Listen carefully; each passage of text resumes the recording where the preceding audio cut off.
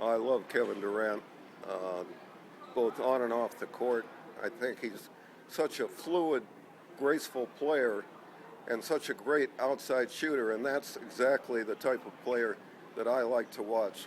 And he's definitely one of my favorite players in the NBA to watch. Scott Brooks, I've known since he was a player with Houston. I was very close to the Houston team in the 90s.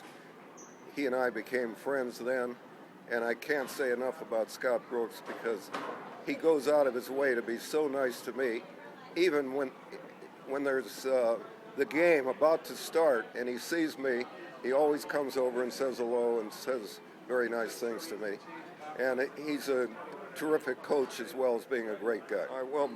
Starting with Harden, I was a little disappointed for about the first year and a half of his pro career, but now I'm a believer. He's really come through in the last couple months, and I've watched him warm up in so many of these playoff games, and he's a beautiful shooter.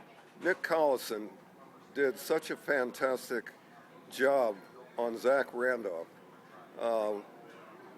When Zach didn't have the ball, Nick Collison made it so difficult for Zach to get the ball that was sort of an unsung role that he was playing in that series that was very important.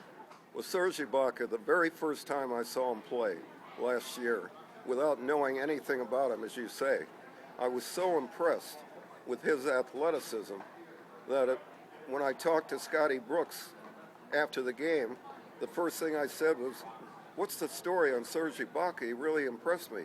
And Scott agreed with me and said, "This guy's got tremendous potential."